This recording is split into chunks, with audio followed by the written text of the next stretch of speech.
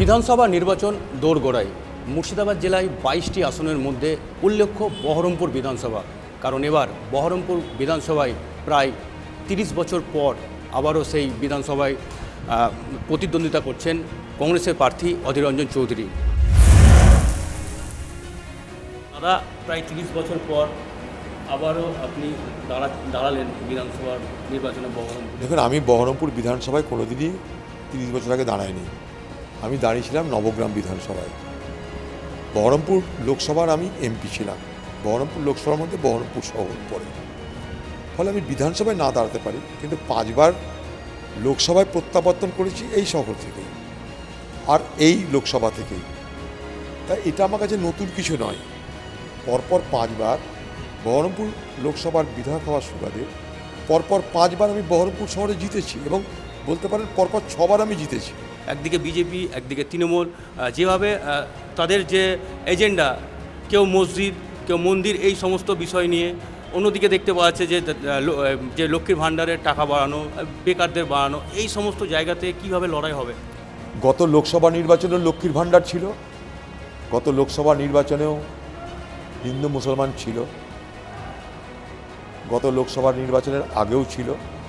ধীরে ধীরে হিন্দু মুসলমানের বিভাজন, মন্দির মসজিদের বিভাজন আরও তীব্র থেকে তীব্রতর করার চেষ্টা হচ্ছে।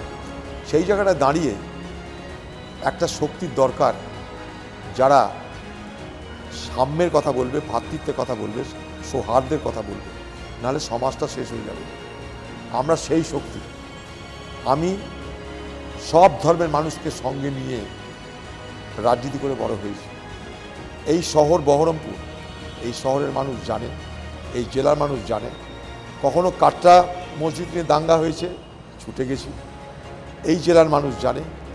কখনো বেলডাঙ্গাতে, নওদাতে হিন্দুদের উপরে হামলা হয়েছে, ছুটে গেছি, এই জেলার মানুষ জানে।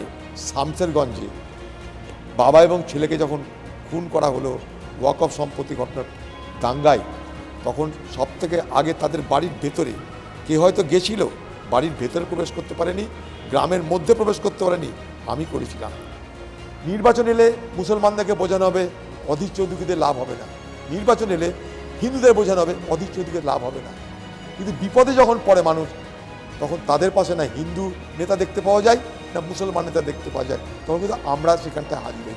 দাদা, বলছি লোকসভা ভোটে আপনাকে যেভাবে যে মুখ্যমন্ত্রী, যে আপনি অভিযোগ করেছিলেন যে হুমায়ুন কবিরকে দিয়ে তাকে হারানো হয়েছিল, এই লোকসভার ভোটে যখন মুখ্যমন্ত্রী দেখলো আমাকে হারানো যাচ্ছে না, মুসলমান ক্যান্ডিডেট নিয়ে আসার পরেও যখন বাংলার মুখ্যমন্ত্রী মমতা ব্যানার্জির কাছে পুলিশ রিপোর্ট দিল অধীর চৌধুরীকে হারানো যাবে না, 70 থেকে 80,000 ভোটে জিতছে, তখন মমতা ব্যানার্জি হেলিকপ্টার থেকে নেমে তাঁর দলের বিধায়ক হুমায়ুন কবিরকে বলল, পরামর্শ দিল, একটা দাঙ্গা লাগাতে হবে আর হিন্দু মুসলমান ভোটে বিভাজন করতে হবে। রামনবমীর দিনে দাঙ্গা লাগলো। সেই দাঙ্গা কিন্তু আমি থামিয়েছিলাম, 3 ব্যাটালিয়ান রাতারাতি সেন্ট্রাল ফোর্স পাঠিয়ে।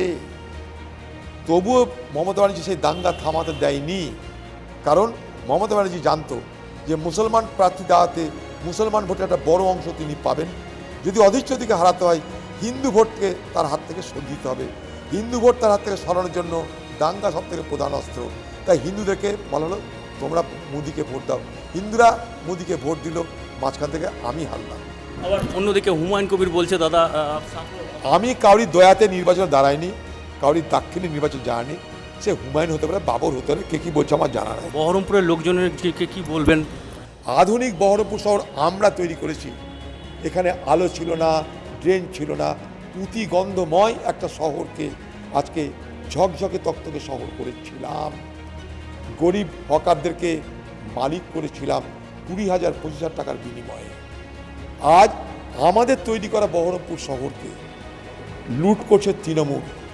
বিজেপি এখানটায় ক্ষমতা পেয়েছিল, চুপ করে থেকেছে। এই মুর্শিদাবাদ জেলায় যে কোনো বিষয়ে হারি বা জিতি, অধীর চৌধুরী মানুষের পাশে থাকবে। আমি মানুষের আওয়াজ হতে চাই, তাই আমি পরোয়া করি না, তাই আমি প্রতিবাদ করি, প্রতিবাদ করেছি, করছি, আগামী দিনেও করব। এই বহরমপুর শহরকে, এই মুর্শিদাবাদ জেলাকে যেখানে আমরা রেখেছিলাম সেখানে আবার ফিরিয়ে নিয়ে আনবো। কংগ্রেসের প্রার্থী অধীর রঞ্জন চৌধুরী বহরমপুর বিধানসভা তিনি জানাচ্ছেন যে মানুষের তিনি আওয়াজ হতে চান, মানুষের প্রতিবাদে মানুষের যে প্রতিবাদ সেই প্রতিবাদে তিনি সামিল হতে চান। তবে যে ভোটের যে রেজাল্ট 4 মে সেই রেজাল্ট, তবে এই যে বিধানসভা ভোটে কে শেষ হাসে তার জন্য আমাদেরকে অপেক্ষা করতে হবে 4 মে পর্যন্ত। মুর্শিদাবাদ থেকে মোহাম্মদ রফির রিপোর্ট, নিউজ টাইম।